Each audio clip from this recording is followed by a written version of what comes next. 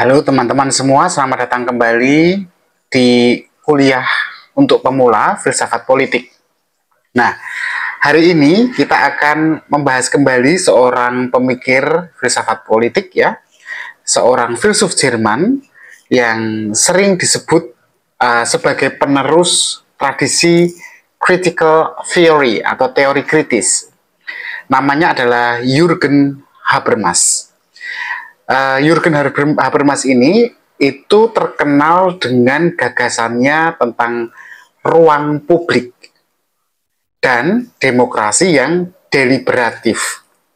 Nah, kalau kemarin kita kan sudah bahas ya teori keadilan Rawls dan perdebatannya dengan Nozick ya tentang keadilan dan kebebasan, kesetaraan versus kebebasan.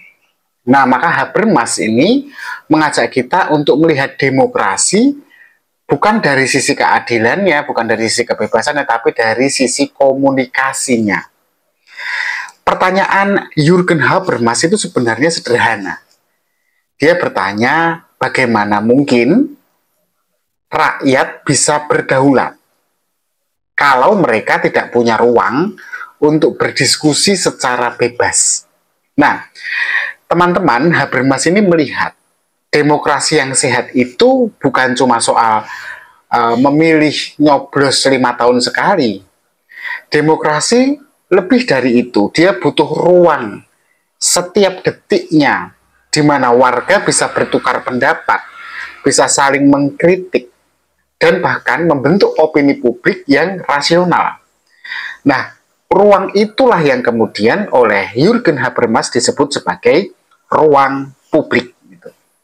Nah, kita bisa bayangkan kalau kita bicara Jürgen Habermas, itu dia menangkap fenomena di masa Eropa abad ke-18 itu adanya kafe-kafe. Nah, kafe-kafe itu menjadi tempat orang-orang untuk berkumpul membahas isu politik dan sosial. Menurut Habermas, kafe-kafe itu sebenarnya cikal bakal ruang publik modern, tempat diskusi terbuka, tempat diskusi tanpa tekanan, tanpa arah, tanpa struktur. Semuanya setara dan rasional.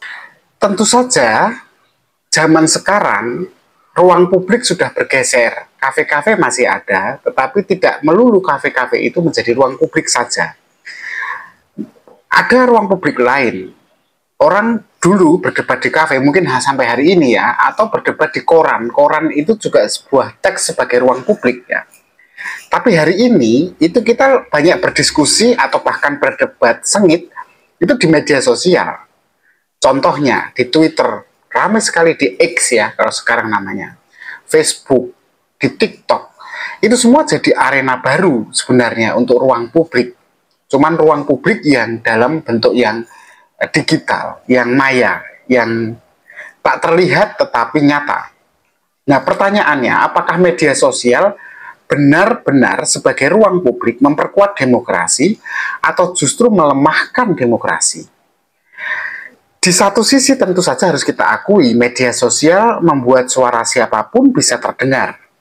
Siapa saja kan bisa ikut diskusi tanpa melihat siapakah dia dari kelas apa, proletar atau kelas borjuis, eksekutif, karyawan, manajer, atau bos, atau aktivis, semua bisa ikut diskusi, bahkan anak SD pun, atau bocil itu, bisa ikut diskusi. Mahasiswa sampai ibu rumah tangga, semua kumpul di media sosial. Nah, itu kan sejalan sebenarnya kalau mau kita lihat dengan impian Jürgen Habermas tentang demokrasi yang deliberatif. Tapi, teman-teman, di sisi yang lain, media sosial ini kan diatur oleh algoritma. Dan algoritma itu sendiri seringkali mendorong munculnya perpecahan atau polarisasi. Muncul bubble-bubble, orang kemudian lebih suka bergaul dengan yang sependapat dan tidak bergaul dengan yang berbeda pendapat. Dan memang diarahkan algoritma seperti itu. Kita misalnya kemarin nonton pendapat X tentang presiden hari ini. Nah, nanti hari ini seluruh FYP kita atau video kita yang ditawarkan di laman kita itu munculnya iya tentang kaitannya dengan yang tidak atau yang tidak menyukai presiden. Sebaliknya kalau sekalinya kita membuka video yang mendukung program presiden, hari itu juga kita semuanya diarahkan untuk ke satu pendapat. Akhirnya ruang publik itu justru tidak menjadi ajang perdebatan, tapi hanya sekedar ruang gema atau echo chamber, ya, ruang di mana kita ya hanya mendengar suara kita sendiri, ya bergema kan. Kalau kita teriak di dalam gua, kemudian yang kita dengar ya suara kita sendiri.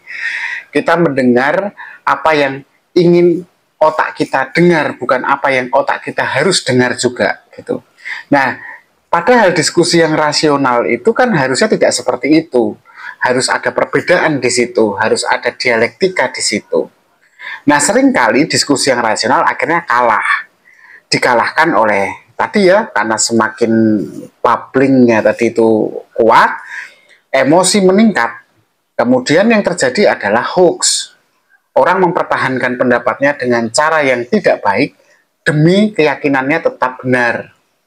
Nah, konten-konten yang dibuat kemudian juga konten-konten yang bukan untuk kebenaran, tetapi kemudian lebih ke sensasional. Nah, Habermas tentu saja tidak menulis tentang dunia digital ya, karena Habermas itu menulis dan berpikir di masa ketika dunia maya belum sekuat hari ini.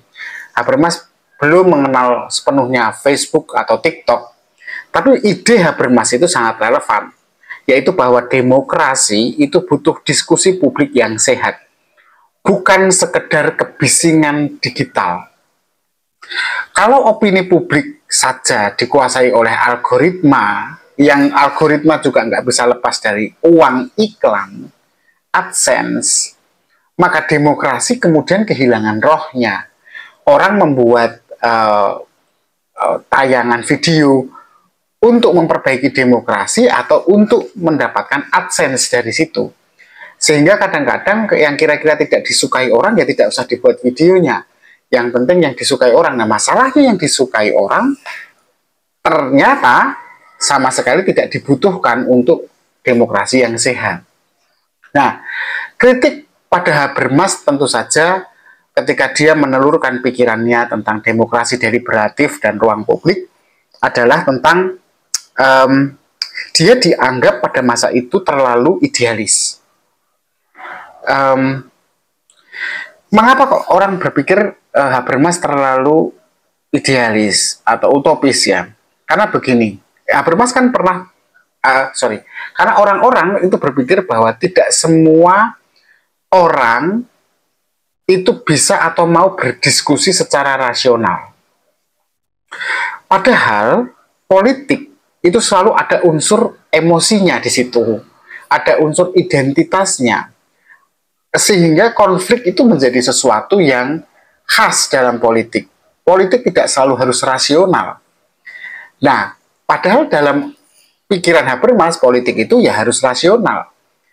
Dan memang benar kan teman-teman, kita lihat dalam kenyataannya bahwa kalau kita bicara politik identitas atau misalnya populisme dalam konteks pemimpin yang karismatik, itu kan seringkali jauh lebih kuat daripada argumen-argumen rasional. Ketika seorang pemimpin yang karismatik disukai begitu banyak orang, melakukan kesalahan, maka si pengkritik ini justru yang jadi bersalah karena berani mengkritik. Padahal jelas si pemimpin karismatik inilah yang melakukan kekeliruan. Kenapa?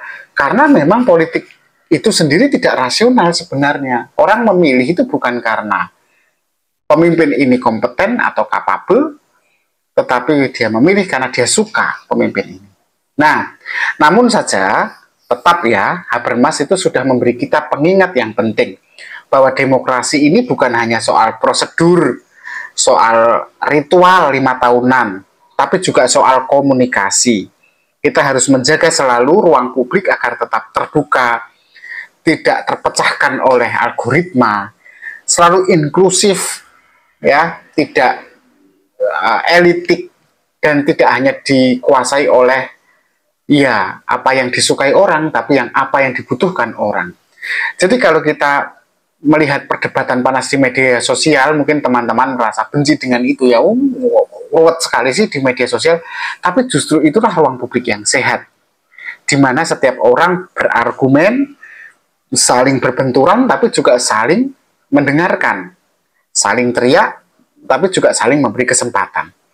Itu tadi sekilas tentang Habermas dan teorinya tentang ruang publik. Terima kasih, kita ketemu lagi di video selanjutnya. Tetap berpikir kritis.